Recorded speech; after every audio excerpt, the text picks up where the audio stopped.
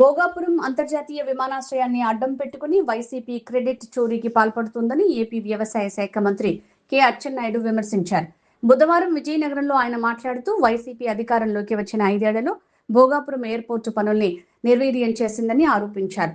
భూములు ఇచ్చిన రైతులను వైసీపీ అధినేత మాజీ సీఎం జగన్ రెచ్చగొట్టారని అన్నారు.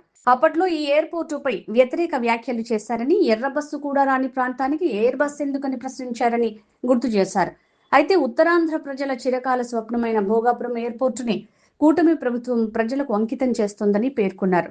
భోగాపురం ఎయిర్పోర్టు ఆలోచన 2014లో చంద్రబాబు ముఖ్యమంత్రి అయిన తర్వాత హుద్హుద్ తుఫాన్ అనంతరం రూపుదిద్దుకుందని వివరించారు.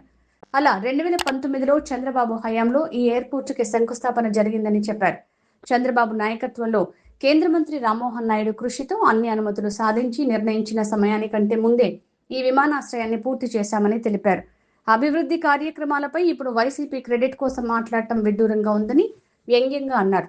గత ప్రభుత్వాలు ప్రారంభించిన మంచి పనుల్ని కొనసాగించాల్సిన బాధ్యత తర్వాత ప్రభుత్వాలపై ఉంటుందని స్పష్టం చేశారు. గత 5 ఏళ్లలో రాష్ట్రం నుంచి అనేక పరిశ్రమలు, పెట్టుబడులు వెళ్లిపోయాయని ఆవేదన వ్యక్తం చేశారు.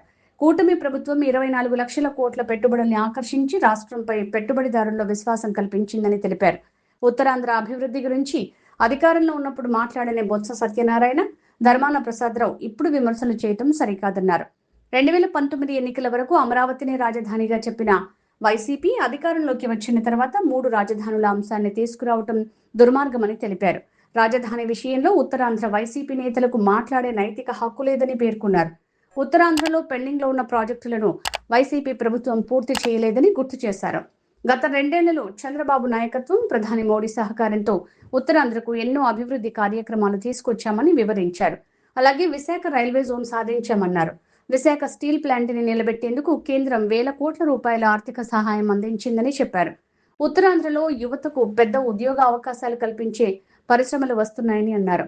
ఇచ్చాపురం నుంచి కాకినాడ వరకు పారిశ్రామిక ఆర్థిక కారిడార్ అభివృద్ధి దిశగా చర్యలు కొనసాగుతున్నాయని తెలిపారు.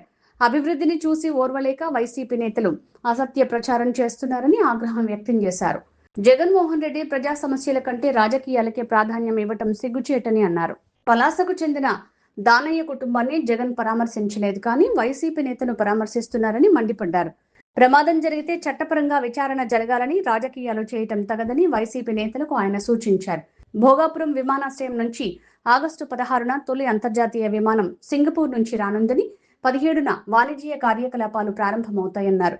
ఉత్తరాంధ్ర అభివృద్ధిపై వైసీపీ నేతలతో బహిరంగ చర్చకు సిద్ధమని సవాల్ విసిరారు. శ్రీకాకుళం వాసుల ఎన్నో ఏళ్ల నేరడి బ్యారేజ్ కళ సాకారం చేశామని వివరించారు. పోలవరం ఎడమ కాలువ ద్వారా ఆగస్టు 13 నుంచి నీరందించే ప్రయత్నాలు జరుగుతున్నాయన్నారు. ఉత్తరాంధ్రలో అనుబంధ పరిశ్రమలు, విశ్వవిద్యాలయాలు ఏర్పాటు చేసే దిశగా కూటమి ప్రభుత్వం పనిచేస్తోందని స్పష్టం చేశారు. అల్లూరి సీతారామరాజు పేరును భోగాపురం విమానాశ్రయానికి పెట్టడం వెనుక సీఎం చంద్రబాబు ఆలోచన ఉందని వివరించారు. మెగా డిఎస్సి ద్వారా ఉద్యోగాల భర్తీ చేపట్టి ఎన్నికల్లో ఇచ్చిన హామీలను అమలు చేస్తున్నామని చెప్పారు. రైతు సంక్షేమమే కూటమి ప్రభుత్వం ప్రధాన లక్ష్యమని పునరుద్ఘాటించారు. వైసీపీ నేతలకు కూటమి పాలనపై మాట్లాడే నైతిక హక్కు లేదన్నారు. 2024 ఎన్నికల్లో శ్రీకాకుళం నుంచి నెల్లూరు వరకు ఎలా చీదరించారో 2029 ఎన్నికల్లో కూడా అలానే చీదరిస్తారని వైసీపీ రాజకీయ భవిష్యత్తుపై జోస్యం చెప్పారు.